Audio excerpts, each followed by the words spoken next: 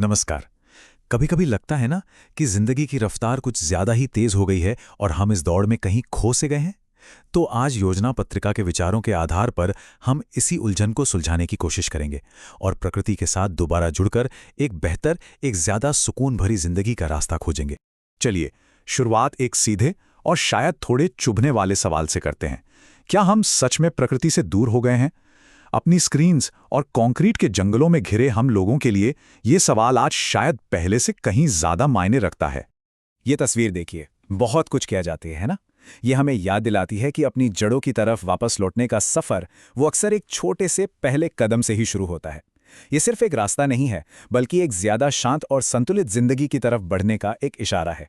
तो चलिए सबसे पहले इसी उलझन को थोड़ा और गहराई से समझते हैं।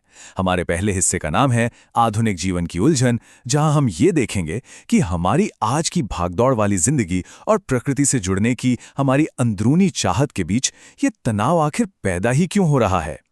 अब देखिए, ये जो तुलना है ना, ये पूरी कहानी का निचोड़ है। एक तरफ वो जिंदगी सोचिए जहां दिन सूरज के साथ शुरू और खत्म होता था, जहां समुदाय का मतलब साथ देना होता था। और दूसरी तरफ है आज की हकीकत, लगातार नोटिफिकेशंस की दौड़, अकेलेपन का बढ़ता तनाव और अपने आसपास की दुनिया से एक अजीब सा अलगाव। यही वो फर्क है जो हमारी आज की बेचैनी की असल वजह है। मतलब हम एक बड़े ही अजीब विरोधाभास में जी रहे हैं। एक तरफ हम टेक्नोलॉजी में इतनी तरक्की कर चुके हैं, लेकिन दूसरी तरफ अक्सर अंदर से खालीपन महसूस करते हैं। ऐसा लगता है कि इस तरक्की की कीमत हमने कहीं ना कहीं अपने सुकून और अपनी धरती की सेहत से चुकाई है। तो फिर इसका हल क्या है?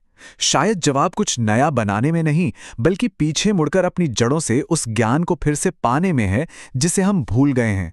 चलिए दूसरे हिस्से में इसी जड़ों के ज्ञान को समझते हैं और देखते हैं कि प्रकृति हमें क्या सिखा सकती है। योजना पत्रिका के लेखक एक बहुत ही खूबसूरत पल याद करते हैं, जब उनके टीचर की कही एक मामूली सी बात सीधा उनके दिल को छू गई।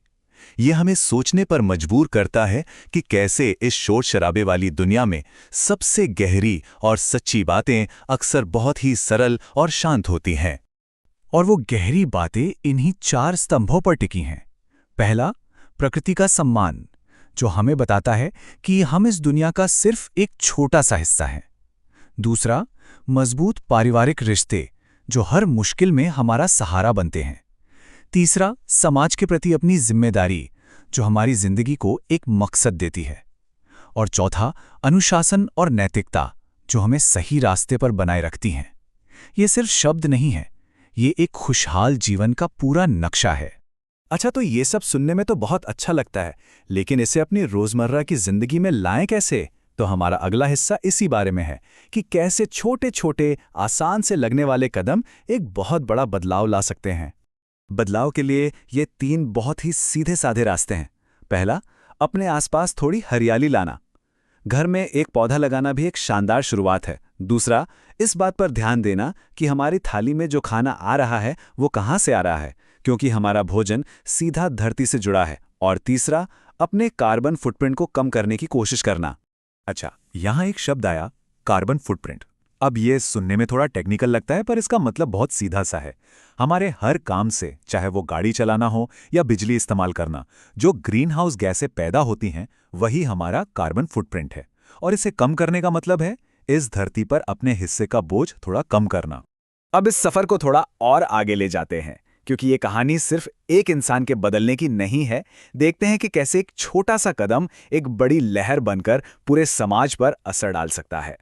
ये तस्वीर इस बात को कितनी खूबसूरती से दिखाती है ना, कि एक इंसान का छोटा सा प्रयास ही असल में एक बड़े सामाजिक बदलाव का बीज होता है। जब कोई एक हाथ प्रकृति की देखभाल के लिए आगे बढ़ता है, तो वो एक बेहतर कल की नींव रख रहा होता है। और जब ये छोटे छोटे प्रयास फैलते हैं ना, तो इसका असर लहरों की तरह होता है।